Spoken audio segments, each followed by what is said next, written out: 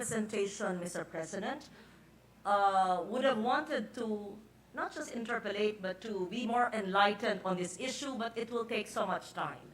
I simply want to state, Mr. President, that believing in an ideology which may be different from the majority, in layman's terms, believing in policies and philosophies which may be left of center, so to speak, does not make anyone subversive. In fact, in 1992, it was former President Fidel V. Ramos who repealed the anti-subversion law.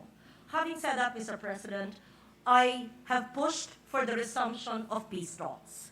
We know that the comprehensive agreement on socio-economic reforms is on the agenda, and this was a legacy of former President Ramos, and I hope that the peace talks can be revived, can ensue, so that the common goal of leaders of our country, whether we are elected in the Senate or even working with a grassroots organization deemed subversive or left by government but not really proven, can work together towards more equity, peace, and authentic, real reforms in the countryside. I will never judge Chair Popoy de Vera, just as I will never judge his sister. I do not know the issue, and I do not know her personally.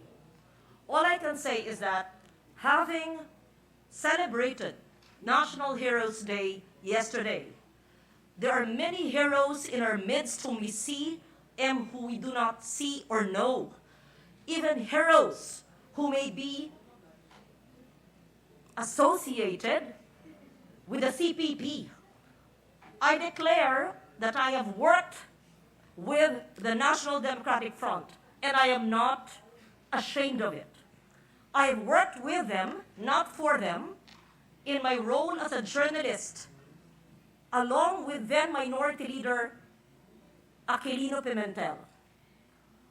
As a young senator, I have worked for the release of captives, both in the police and the military establishment, from the mountains of Davao to the jungles and mountains of Sorsogon in Bicol and in Lianga, Surigao Sur. I have agreed with them on many subject matters close to our heart, and I'm certain that our brilliant lawyer from Cavite will agree that all the elements, the four aspects of CASER, must be pushed. Having said that, Mr. President, I would like the anti-terror law to be reviewed.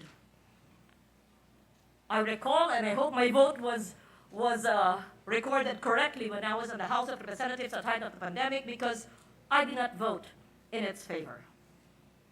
And I do not recall what law or what pronouncement of government has declared the Communist Party of the Philippines or similar organizations, movements, beliefs, associations could be declared as what?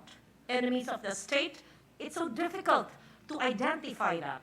When if we see and study what they actually believe and want, it is social justice. It is really uplifting our people from poverty for decades without bearing arms, of course. And the disposition of forces is part of the four elements of CASER. I am in the military establishment. I studied GSC and NDCP. I proudly belong to the AFP Reserve Corps, being a full colonel. I fully respect and associate myself with some of the views and the concerns of the good senator. However, I also would not pass judgment and label, perhaps, certain organizations whose beliefs may be different from the general majority. But when we look at it, we bear similar objectives, vision, dreams for our people. I say that not in contrary to my good friend Senator Tolentino's manifestation today, or those who wish to associate with them.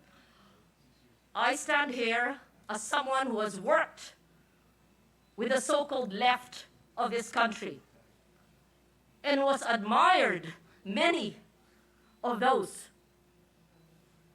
who share the same vision for a country, who may belong to those who are considered left of center. And there is nothing wrong with that, Mr. President. It does not make anyone subversive. In fact, there's no subversion law.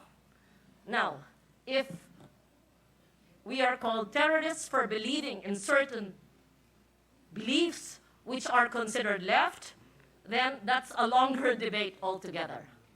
All I'm saying is that while I appreciate the manifestation of the good senator from Cavite, I also believe that heroes like Dr. Jose Rizal, who was considered subversive by the Spanish, who is killed in Laguna, is our national hero.